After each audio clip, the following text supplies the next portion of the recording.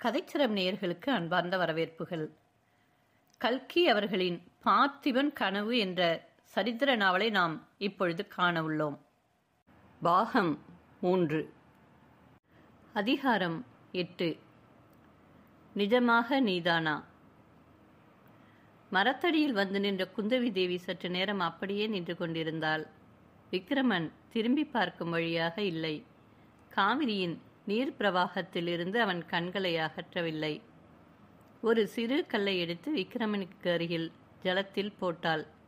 கொடக்கென்ற சத்தத்துடன் கல் அப்பிரவாகத்தில் விழுந்து முழுகிற்று.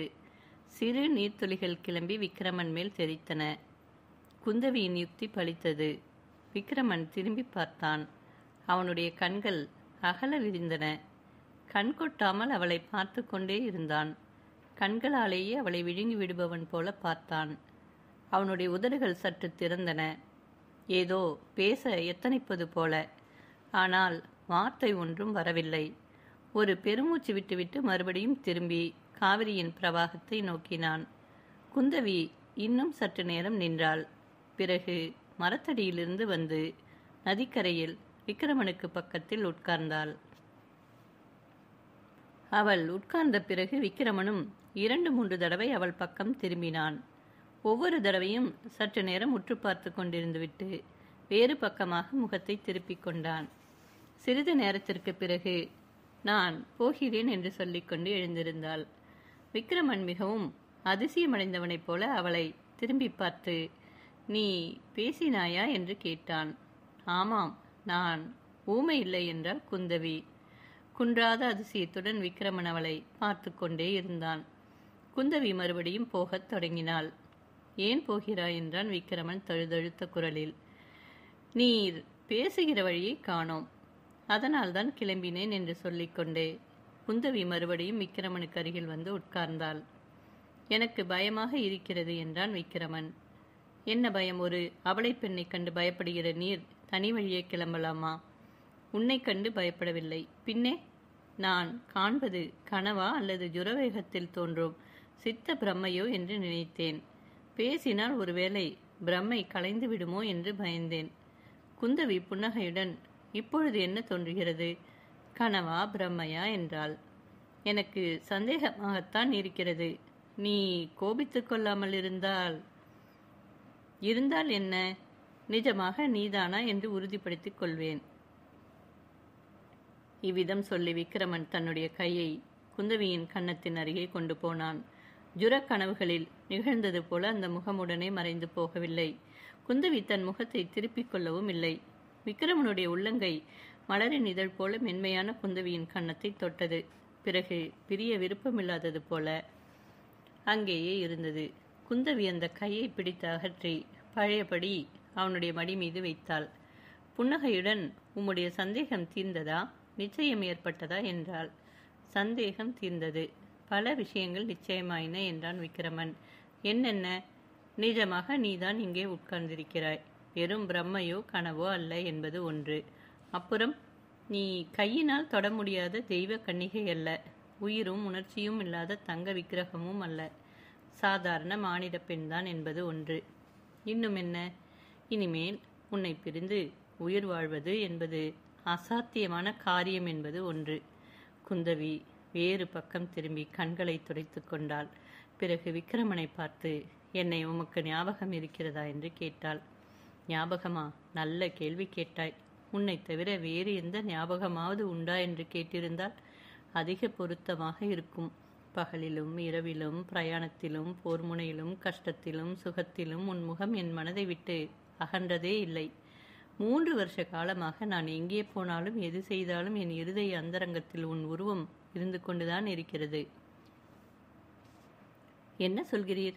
நான் உம்மை மாமல்லபுரத்து வீதியில் சந்தித்து 10 நாள் தானே ஆயிற்று. 3 வருஷமா என்றாள் குந்தவி கள்ளச்சிரிப்புடன். அவன் நம்பிக்கையுடனும். விக்கிரமன் சற்று நேரம் திகைத்து போய் மௌனமாக இருந்தான். ஓ, 10 நாள் தான் ஆயிற்று என்றான். பின்னே 3 வருஷம் ஜுரம் அடித்து கிடந்தீரா? சரிதான், ஜுரத்தினால்தான் அத்தகைய பிரேமை எனக்கு உண்டாகி இருக்கிறது. உனக்கும் எனக்கும் வருஷக்கணக்கான சிநேகிதம் என்று தோன்றுகிறது. ஒருவேளை மாமல்லபுரத்து வீதியில் என்னை பார்த்ததற்கு முன்னாலேயே எப்போதாவது பார்த்த ஞாபகம் இருக்கிறதோ என்று குந்தவி கேட்டாள். விக்கிரமன் சற்று யோசித்து, எனக்கு இன்னும் நல்ல ஞாபக சக்தி வரவில்லை, மனம் குழம்பி இருக்கிறது, அதிலும் என்று தயங்கினான். அதிலும் என்ன என்று கேட்டாள் குந்தவி. அதிலும் உன்னுடைய நீண்ட கரிய விழிகளை பார்த்தேனானால் நினைவு அடியோடு அழிந்து போகிறது. என்னையும் நான் வந்த காரியத்தையும் இவ்வுலகத்தையும் எல்லாவற்றையும் மறந்து விடுகிறேன். வருஷம், மாதம், நாள் எல்லாம் எங்கே ஞாபகம் இருக்கப் போகிறது? உமக்கு இன்னும் ஜுரம் குணமாகவில்லை, அதனால்தான் இப்படி பிதற்றுகிறீர்கள். நீர் இங்கே தனியாக வந்திருக்க கூடாது. இல்லை, எனக்கு ஜுரமே இப்பொழுதில்லை. நீ வேண்டுமானால் என் கையை தொட்டுப்பார் என்று விக்கிரமன் கையை நீட்டினான். குந்தவி கையை லேசாக தொட்டுவிட்டு, அப்பா கொதிக்கிறதே என்றாள். இருக்கலாம், ஆனால் அது ஜுரத்தினால் அல்ல. இருக்கலாம். கொஞ்சம் என் கண்களை பாராமல் வேறு பக்கம் பார்த்து ஞாபகப்படுத்தி கொண்டு சொல்லும். நீர் யார், எங்கிருந்து வந்தீர் என்பதாவது ஞாபகம் இருக்கிறதா, அல்ல எல்லாமே மறந்து போய்விட்டதா என்று குந்தவி கேட்டாள். ஆமாம், இங்கே வந்து நதிக்கரையில் உட்கார்ந்து அதையெல்லாம் ஞாபகப்படுத்தி கொண்டேன். செண்பகத்தீவிலிருந்து கப்பலில் வந்தேன், ரத்தின வியாபாரம் செய்வதற்காக. மாமல்லபுரத்து வீதியில் என்னை பார்த்த விஷயம் ஞாபகம் இருக்கிறதல்லவா? இருக்கிறது. அரண்மனைக்கு வாரும் சக்கரவர்த்தியின் மகள் ரத்தினம் வாங்குவாள் என்று சொன்னேனே, அது நினைவிருக்கிறதா? இப்பொழுது நினைவு வருகிறது. நீர் ஏன் அரண்மனைக்கு வரவில்லை? ஏன் சொல்லாமல் கிளம்பி இரவுக்கு இரவே தனி வழி நடந்து வந்தீர்? விக்கிரமன் சற்று நிதானித்து, உண்மையை சொல்லட்டுமா என்று கேட்டான். ரத்தின வியாபாரிகள் எப்பொழுதாவது உண்மையை சொல்லும் வழக்கம் உண்டு என்றால் நீரும் உண்மையை சொல்லும். சத்தியமாக சொல்லுகிறேன், உன்னை இன்னொரு தடவை பார்த்தேனானால் மறுபடியும் உன்னை பிரிந்து வருவதற்கு மனம் இடம் கொடாது என்ற காரணத்தினால்தான். அது உண்மையாலுமே உண்மையான பயம் என்று இப்பொழுது தெரிகிறது. செண்பகத்தீவில் இப்படியெல்லாம் புருஷர்கள் பெண்களிடம் பேசி ஏமாற்றுவது வழக்கமா? அதை அங்கே ஒரு வித்தையாக சொல்லிக் கொடுக்கிறார்களா என்று குந்தவி ஏளனமாக கேட்டாள். நீ ஒன்றை மறந்து விடுகிறாய்.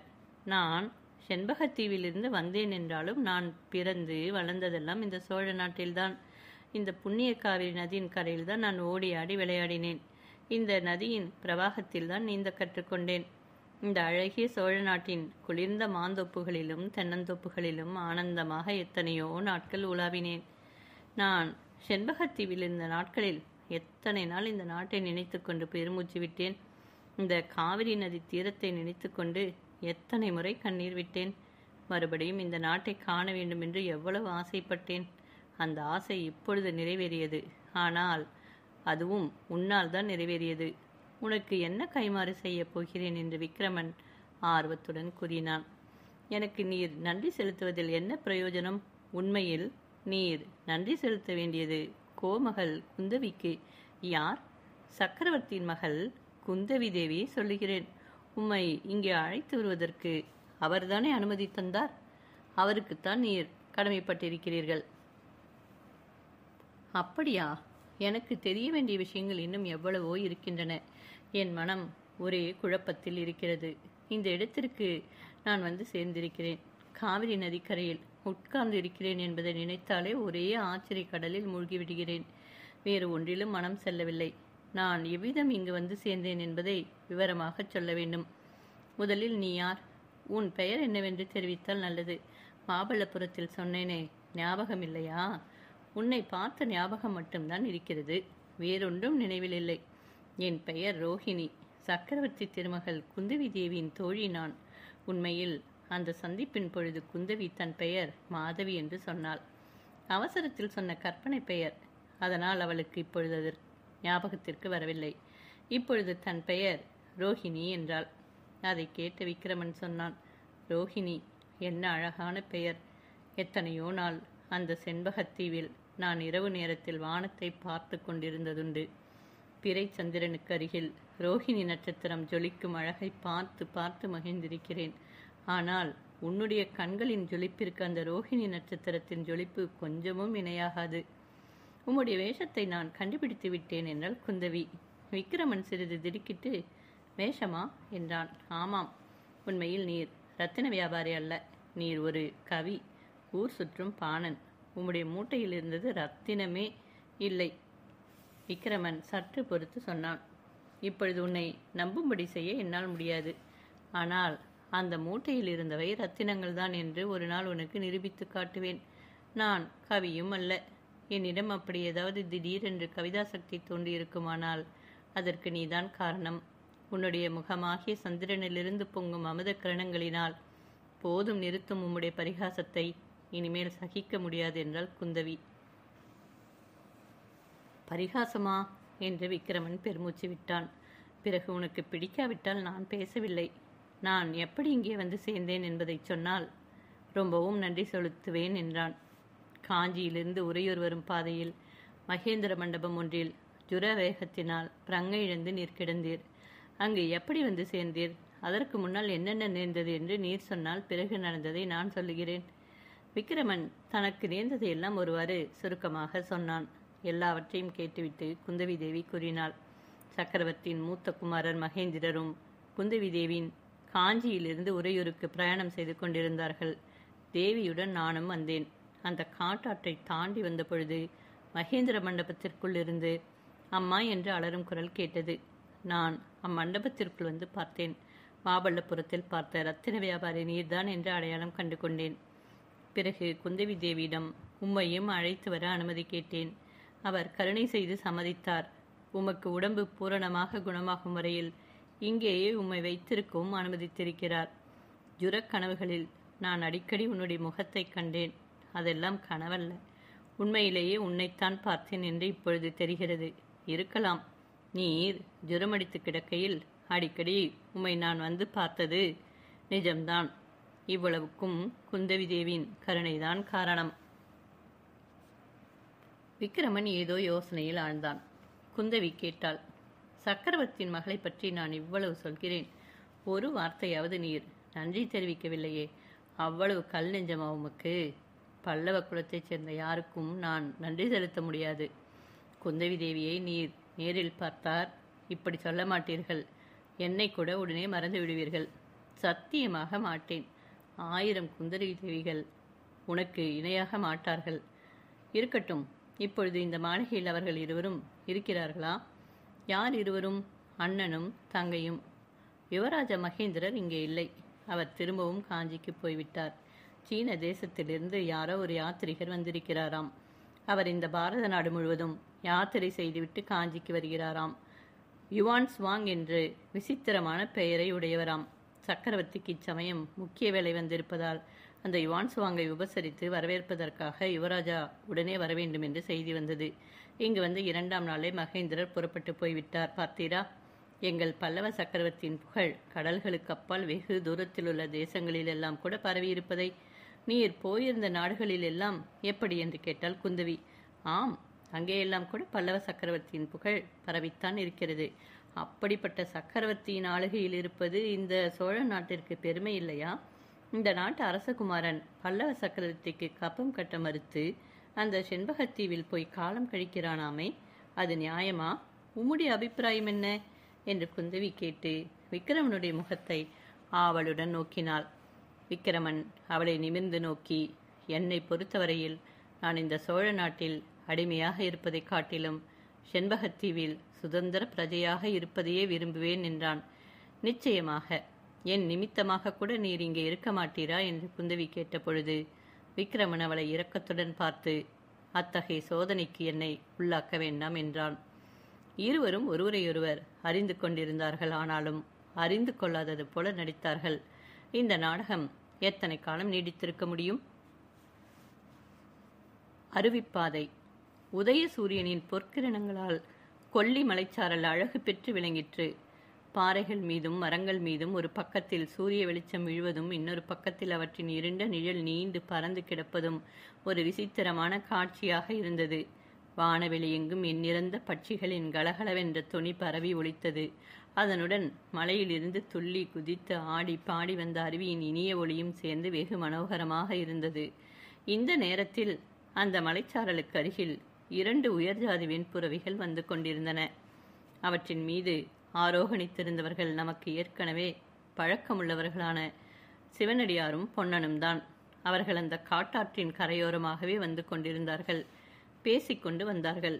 சிவனடியார் சற்று தூரத்தில் மொட்டையாக நின்ற பாறையை சுட்டிக்காட்டி, பொன்னா, அந்த பாறையை பார், அதை பார்த்தால் உனக்கு என்ன தோன்றுகிறது என்று கேட்டார். ஒன்றும் தோன்றவில்லை சுவாமி, மொட்டை பாறை என்று தோன்றுகிறது, அவ்வளவுதான். எனக்கு என்ன தோன்றுகிறது தெரியுமா? காலை மடித்து படித்து தலையை தூக்கி கொண்டிருக்கும் நந்தி பகவானைப் போல தோன்றுகிறது. இப்பொழுது அந்த பாறை நிழலை பார். பொன்னன் பார்த்தான். அவனுக்கு தூக்கி வாரி போட்டது. சுவாமி, நந்தி மாதிரியே இருக்கிறதே என்றான். சாதாரண கண்ணுக்கும் சிற்பியின் கண்ணுக்கும் இதுதான் வித்தியாசம் பொன்னா. சிற்பி ஒரு பாறையை பார்த்தானால் அதில் ஒரு யானையையோ சிங்கத்தையோ அல்லது தெய்வீக வடிவத்தையோ காண்கிறான். இன்னின்ன மாதிரி வேலை செய்தால் அது அத்தகைய உருவத்தை அடையும் என்று சிற்பியின் மனதில் உடனே பட்டுவிடுகிறது. பொன்னன் குறுக்கிட்டு, சுவாமி, தாங்கள் என்றான். ஆமாம், நான் ஒரு சிற்பிதான். உலகத்தில் வேறு எந்த வேலையை காட்டிலும் சிற்ப வேலையிலே தான் எனக்கு பிரியம் அதிகம். இப்பொழுது நான் எடுத்துக்கொண்டிருக்கும் வேலையை மட்டும் பூர்த்தி செய்து விட்டேனானால்? இருக்கட்டும் பொன்னா, மாமல்லபுரம் நீ பார்த்திருக்கிறாயா என்று சுவாமியார் கேட்டார். ஒரே ஒரு தடவை பார்த்திருக்கிறேன் சுவாமி. அதை பார்த்த பொழுது உனக்கு என்ன தோன்றியது? சொப்பன லோகத்திலே இருப்பதாகத்தான் தோன்றியது. ஆனால் அந்த சிற்பங்கள் உண்மையில் சொப்பனமில்லை. நாம் உயிரோடு இருப்பதை விட அதிக நிஜம். கல்லிலே செதுக்கிய அச்சிற்ப வடிவங்கள் நம்முடைய காலமெல்லாம் ஆன பிறகு எத்தனையோ காலம் அழியாமல் இருக்கப் போகின்றன. நமக்கு 1000 வருஷத்திற்கு பின்னால் வரும் சந்ததிகள் பார்த்து மகிழப் போகிறார்கள். ஒரு காலத்தில் பொன்னா, மாமல்லபுரம் மாதிரியே இந்த தமிழகம் முழுவதையும் ஆக்க வேண்டும் என்று நான் கனவு கண்டு கொண்டிருந்தேன். என்ன, தாங்களும் கனவு கண்டீர்களா என்றான் பொன்னன். ஆமாம், உங்கள் பார்த்திப மகாராஜா மட்டும்தான் கனவு கண்டார் என்று நினைக்கிறாயா? அவர் சோழ நாட்டின் பெருமையை பற்றி மட்டுமே கனவு கண்டார். நானோ தமிழகத்தின் பெருமையை குறித்து கனவு கண்டு கொண்டிருந்தேன். பார்ப்பொன்னா, புண்ணிய பூமியாகிய இந்த பரதகண்டம் வடநாடு தென்னாடு என்று பிரிவுபட்டிருக்கிறது.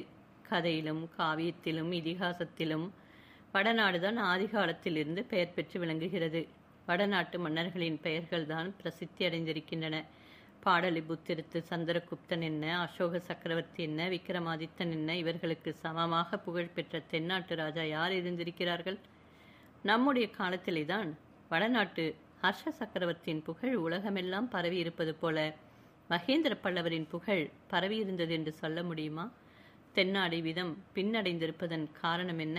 இந்த தென்னாடாவது ஆதிகாலம் முதல் சோழ நாடு, சேரநாடு, பாண்டிய நாடு என்று பிரிந்து கிடந்ததுதான் காரணம். பெரிய ராஜ்யம் இல்லாவிட்டால் பெரிய காரியங்களை சாதிக்க முடியாது. பெரிய காரியங்களை சாதிக்காமல் பெரிய புகழ் பெறவும் முடியாது.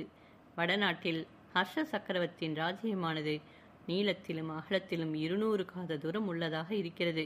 இந்த தென்னாட்டிலோ 10 காத தூரம் போவதற்குள்ளாக 3 ராஜ்யத்தை நாம் தாண்ட வேண்டியிருக்கிறது. இந்த நிலைமை, அதாவது தமிழகம் முழுவதும் ஒரே மகாராஜ்யமாக இருக்க வேண்டும், தமிழகத்தின் புகழ் உலகமெல்லாம் பரவ வேண்டும் என்று மகேந்திர பல்லவர் ஆசைப்பட்டார். நானும் அந்த மாதிரி கனவுதான் கண்டு கொண்டிருந்தேன். என் வாழ்நாளில் அந்த கனவு நிறைவேறலாம் என்று ஆசையுடன் நம்பியிருந்தேன். ஆனால் அந்த ஆகாச கோட்டையானது ஒரே ஒரு மனுஷனின் சுத்த வீரத்திற்கு முன்னால் இடிந்து தகர்ந்து போய்விட்டது. சுவாமி, யாரை சொல்லுகிறீர்கள் என்றான் பொன்னன். எல்லாம் உங்கள் பார்த்திப மகாராஜாவைத்தான். ஆஹா, அந்த வெண்ணாற்றங்கரை போர்க்களம் இப்பொழுது கூட என் மனக்கண் முன்னால் நிற்கிறது. என்ன யுத்தம், என்ன யுத்தம்! வெண்ணாறு என்று ரத்த ஆறாக அல்லவா ஓடிற்று. பூரண சந்திரன் வெண்ணிலாவை பொழிந்த அந்த இரவிலே அந்த போர்க்களம்தான் எவ்வளவு பயங்கரமாக இருந்தது. உரியூரிலிருந்து கிளம்பி வந்த 10,000 வீரர்களில் திரும்பி போய் செய்தி சொல்வதற்கு ஒருவன் கூட மிஞ்சவில்லை என்றால் அந்த போர் எப்படி இருந்திருக்க வேண்டும் என்று பார்த்துக்கொள் என்று சுவாமியார் ஆவேசத்துடன் பேசினார். ஐயோ, அந்த 10,000 வீரர்களில் ஒருவனாக இருக்க எனக்கு கொடுத்து வைக்கவில்லையே என்றான் பொன்னன். போரில் உயிரை விடுவதற்கு வீரம் வேண்டியதுதான் பொன்னா. ஆனால் உயிரோடு இருந்து உறுதி குலையாமல் இருப்பதற்கு அதை காட்டிலும் அதிக தீரம் வேண்டும். அந்த தீரம் உன்னிடம் இருக்கிறது. உன்னை காட்டிலும் அதிகமாக வள்ளியிடம் இருக்கிறது. நீங்களும் பாக்கியசாலிகள் தான் என்றார் சுவாமியார். சுவாமி, வெண்ணாற்றங்கரை போரை பற்றி இன்னும் சொல்லுங்கள் என்றான் பொன்னன். இந்த வீர போரை குறித்தும் பார்த்திப மகாராஜா அந்திம காலத்தில் சிவனடியாரிடம் கேட்ட வரத்தை பற்றியும் எவ்வளவு தடவை கேட்டாலும் அவனுக்கு அலுப்பதில்லை. சிவனடியாரும் அதை சொல்ல அலுப்பதில்லை. ஆதலால் அந்த கதையை மறுபடியும் விவரமாக சொல்லிக் கொண்டு வந்தார். சற்று நேரத்திற்கெல்லாம் அவர்கள் காட்டாறானது சிற்று அருவியாகி மலைமேல் ஏறத் தொடங்கியிருந்த இடத்திற்கு வந்து சேர்ந்து விட்டார்கள். இதற்கு மேல் குதிரைகள் மீது போவது இயலாத காரியம். எனவே மலைச்சாரலில் மரங்கள் அடர்த்தியாக இருந்த ஓரிடத்தில் குதிரைகளை அவர்கள் விட்டார்கள். இவற்றை மரத்திலே கட்ட வேண்டாமா என்று பொன்னன் கேட்டதற்கு வேண்டாம் என்றார் சிவனடியார். இந்த உயர்ஜாதி குதிரைகளின் அறிவு கூர்மை அநேக மனிதர்களுக்கு கூட வராது பொன்னா. உங்கள் இளவரசன் ஆற்று வெள்ளத்தில் போனதும் உனக்கு முன்னால் இந்த புஷ்பகம் வந்து எனக்கு செய்தி சொல்லிவிடவில்லையா? இவ்விடத்தில் நாம் இந்த குதிரைகளை விட்டு போனோமானால் அந்தண்டை இந்தண்டை அவை அசைய மாட்டா. கட்டி போட்டால்தான் ஆபத்து. துஷ்ட மிருகங்கள் ஒருவேளை வந்தால் ஓடி தப்ப முடியாதல்லவா என்று கூறிவிட்டு 2 குதிரைகளையும் முதுகில் தடவி கொடுத்தார். பிறகு இருவரும் அருவி வழியை பிடித்து கொண்டு மலை மேலே ஏறத் தொடங்கினார்கள். பெரிதும் சிறிதுமாக முண்டும் முரடுமாக கிடந்த கற்பாறைகளை வெகு லாகவமாக தாண்டி கொண்டு சிவனடியார் சென்றார். தண்ணீரில் இறங்கி நடப்பதிலாவது ஒரு பாறையிலிருந்து இன்னொரு பாறைக்கு தாண்டுவதிலாவது அவருக்கு ஒரு விதமான சிரமமும் இருக்கவில்லை. அவரை பின்தொடர்ந்து போவதற்கு பொன்னன் திணற வேண்டியதாக இருந்தது. சுவாமி, தங்களுக்கு தெரியாத வித்தை இந்த உலகத்தில் ஏதாவது உண்டா என்று பொன்னன் கேட்டான். ஒன்றே ஒன்று உண்டு பொன்னா. கொடுத்த வாக்கை நிறைவேற்றாமல் இருப்பது என்னால் முடியாத காரியம் என்றார் சிவனடியார். அவர் கூறியதை பொன்னன் சரியாக தெரிந்து கொள்வதற்குள், ஆமாம், உங்கள் பார்த்திப மகாராஜாவிற்கு நான் கொடுத்த வாக்கினால் என்னுடைய வாழ்க்கை மனோரதமே எப்படி குட்டிச்சுவராக போய்விட்டது பார் என்றார். அதேபடி சுவாமி, முன்னேயும் அவ்விதம் சொன்னீர்கள். பார்த்திப மகாராஜாவினால் உங்களுடைய காரியம் கெட்டு போவானேன் என்று கேட்டான் பொன்னன். வாதாபியிலிருந்து திரும்பி வந்த பொழுது தென்னாடு முழுவதையும் ஒரு பெரிய மகாராஜ்யமாக்கி விட வேண்டும் என்ற எண்ணத்துடனே வந்தேன். இந்த சிறு தமிழகத்தில் ஒரு ராஜாவிற்கு மேல் ஒரு ராஜ்யத்திற்கு மேல் இடம் கிடையாது என்று கருதினேன். சேர சோழ பாண்டியர்களின் நாமாதேயமே இல்லாமல் பூண்டோடு நாசம் செய்துவிட்டு தமிழகத்தில் பல்லவ ராஜ்யத்தை ஏக மகாராஜ்யமாக செய்துவிட வேண்டும் என்று சங்கல்பம் செய்து கொண்டிருந்தேன். ஆனால் என்ன பிரயோஜனம்? பார்த்திபனுடைய சுத்த வீரமானது என் சங்கல்பத்தை அடித்து தள்ளிவிட்டது. அவனுடைய மகனை காப்பாற்றி வளர்க்க, சுதந்திர வீர புருஷனாக வளர்க்க வாக்கு கொடுத்து விட்டேன். சுதந்திர சோழ ராஜ்யத்தை ஸ்தாபித்ததற்கு நானே முயற்சி செய்ய வேண்டியதாகிவிட்டது. இப்பொழுது நினைத்தால் ஏன் அந்த புரட்டாசி பௌர்ணமி இரவில் போர்க்களத்தில் பிரவேசித்து பார்த்திபனுடைய உடலை தேடினோம் என்று தோன்றுகிறது. இதைத்தான் விதி என்று சொல்கிறார்கள் போலிருக்கிறது. இவ்விதம் பேசிக்கொண்டே பொன்னனும் சிவனடியாரும் மேலே மேலே ஏறிச் சென்றார்கள். சூரியன் உச்சி வானத்தை அடைந்த பொழுது செங்குத்தான பாறையில் இருந்த அருவி ஹோ என்ற இரைச்சலுடன் விழுந்து கொண்டிருந்த இடத்தை அவர்கள் அடைந்தார்கள். அதற்கு மேல் அருவி பாதையில் போவதற்கே வழியில்லை என்பதை பொன்னன் தெரிவிக்க சிவனடியார் சிந்தனையில் ஆழ்ந்தவராக அங்கும் இங்கும் பார்க்கத் தொடங்கினார். அருவி விழுந்தோடைய இடத்திற்கு இருபுறமும் கூர்ந்து பார்த்ததில் காட்டு வழி என்று சொல்லக்கூடியதாக ஒன்றும் தென்படவில்லை. இருபுறமும் செங்குத்தாகவும் முண்டும் முரடுமாகவும் மலைப்பாறைகள் உயர்ந்திருந்தது. முட்களும் செடிகளும் கொடிகளும் நெருங்கி வளர்ந்து படர்ந்திருந்தன. அந்த செடி கொடிகளை எல்லாம் சிவனடியார் ஆங்காங்கே விலக்கி பார்த்து கொண்டு கடைசியாக அருவி விழுந்து கொண்டிருந்த இடத்திற்கு சமீபமாக வந்தார். அருவியின் தாரை விழுந்த இடம் ஒரு சிறு குளம் போல இருந்தது. அந்த குளத்தின் ஆழம் எவ்வளவு இருக்குமோ தெரியாது. தாரை விழுந்த வேகத்தினால் அலைமோதிக் கொண்டிருந்த அந்த குளத்தை பார்க்கும் போதே மனதில் திகில் உண்டாயிற்று. குளத்தின் இருபுறத்திலும் பாறை சுவர் செங்குத்தாக இருந்தபடியால் நீர்த்தாரை விழும் இடத்திற்கு அருகில் போவது அசாத்தியம் என்று தோன்றிற்று. ஆனால் சிவனடியார் அந்த அசாத்தியமான காரியத்தையும் செய்யத் தொடங்கினார். அந்த அருவிக்குளத்தின் ஒரு பக்கத்தில் ஓரமாக பாறை சுவரை கைகளால் பிடித்து கொண்டும் முண்டு முரடுகளில் காலை வைத்து தாண்டியும் சில இடங்களில் தண்ணீரில் இறங்கி நடந்தும் சில இடங்களில் நீந்தியும் அவர் போனார். இதை பார்த்து பிரமித்து போய் நின்ற பொன்னன் கடைசியாக சிவனடியார் தண்ணீர் தாரைக்கு பின்னால் மறைந்ததும் ஐயோ என்று அலறிவிட்டான். ஒருவேளை போனவர் தானா? இனிமேல் திரும்ப மாட்டாரோ என்று அவன் அளவில்லாத ஏக்கத்துடனும் திகிலுடனும் நின்றான். நேரமாக அவனுடைய தவிப்பு அதிகமாயிற்று. சாமியாருக்கு ஏதாவது நேர்ந்து விட்டால் என்னென்ன விபரீதங்கள் விளையும் என்பதை நினைத்த பொழுது அவனுக்கு தலை சுற்றத் தொடங்கியது. அவரை விட்டுவிட்டு நாம் திரும்பி போவதா? முடியாத காரியம். நாமும் அவர் போன இடத்துக்கே போய் பிராணனை விடலாம்.